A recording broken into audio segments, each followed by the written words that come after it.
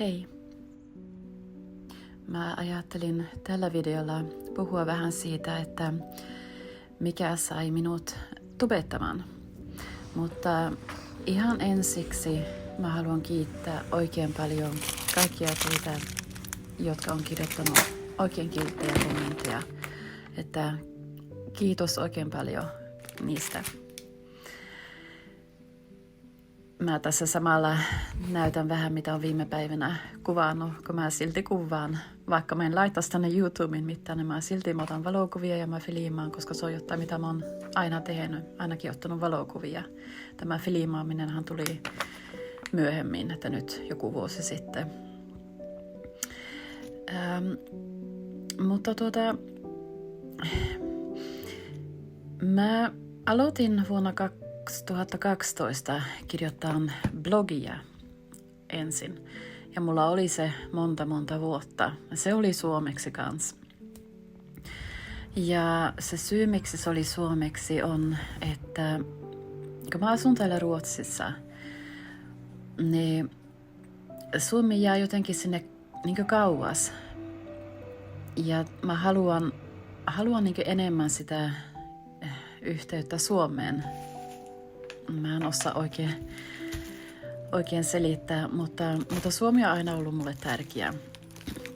Ja se blogi ja sitten nyt tämä YouTube-kanava, joka on suomeksi, niin ne on mulle tapa pitää kiinni niistä mun suomalaisista juurista, pitää kiinni kielestä ja yrittää parantaa sitä kieltä, koska mun suomen kielihan on huono. Mutta kyllä mä luulen, että mä jotakin pikkusen olen ehkä oppinut tämän tubetuksen kautta. Ja mähän katon monta eri suomalaista YouTube-kanavaa, niin niistä mä oon oppinut. Mutta eihän mä aina sitten muista tietenkään kaikkia uusia sanoja, mitä mä opin. Mutta tämä on ollut mulle mukava tapa pitää kiinni niistä suomalaisista juurista. Koska täällä, jossa mä asun nyt, niin täällä ei kuule suomen kieltä melkein koskaan. Että mä puhun suomea mun äitin kanssa ja mun velin kanssa. Mutta muuten mä puhun ruotsia koko ajan. Ja silloin kun mä olin lapsi, niin silloin se oli paljon enemmän suomea. Että mun vanhemmillahan oli suomalaiset kaverit ja täällä oli oikein aktiivinen suomiseura. Ja ne järjesti kaikkia eri aktiviteetteja. Oli kalakilpailuita, urheilukilpailuita, bussimatkoja, vaikka mitä. Ja kun olin koulussa, niin siellä oli monta muuta suomalaista lasta. Mutta nyt se kaikki on muuttunut, että jotkut suomalaiset on muuttanut takaisin Suomeen. Jotkut ei ole enää olemassa. Ja monet on niin ruotsalaistunut, että se Suomi on niin hävinnyt. Ja mä muistan, kun mä lapsena, kun me käytiin joka kesä Suomessa, aina kun mun vanhemmilla oli lomaa tehtaalta, niin me oltiin ehkä, olisiko ollut 4 viikkoa Suomessa.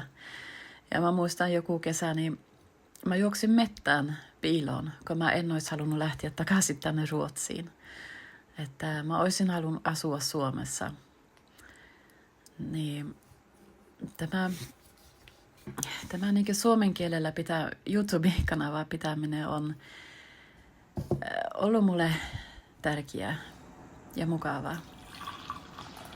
Mutta sitten myös semmoinen asia, että minä olen, jos minut niin näkee tai tappaa minut jossakin, mä oon hiljainen, mä oon introvertti, jos menee yhteen huoneeseen, jos on paljon ihmisiä, jos minä olen siellä, niin minut löytää sen huoneen takimaisessa osassa ja hiljaisena.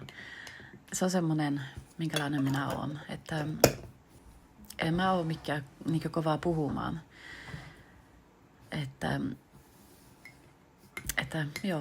semmoinen minä vaan olen, että mulle on aina se niin kuvien kautta, mulla puuttuu nyt sanoja, mutta se visuaalinen on mulle niin tärkeää, että mä haluan näyttää niin ihan tavallista arkia ja elämää täällä Ruotsissa kuvien kautta. Mä en aina osaa puhua niin paljon asiaa, mutta mä tykkään silti kuvata.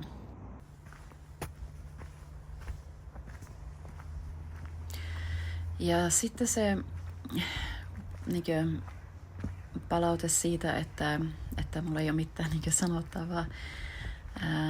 No osa on siitä, että mä oon hiljainen, mä oon semmonen niin enemmän tarkastelija ja kuuntelija, katsoja kuin mitä puhuja. Mutta ne, jotka kirjoitti sen, niin on oikeastaan siinä oikeassa, että mulla ei riittänyt asia joka kanavalle, koska mä erehdyin tekemään sillä, että mä yritin olla kaikille mieliksi. Aina kun tuli, että mä huomasin, että joku ei tykännyt semmosesta ja semmosesta niin sisällöstä, niin mä ajattelin, että no mä teen oman kanavan sille sisällölle. Että mulla on eri kanavia nyt, jolle mä teen eri sisältöä, niin mulla ei yksinkertaisesti riitä materiaali, riitä niin joka kanavalle sitten aihetta. Mutta se tulee muuttumaan nyt, että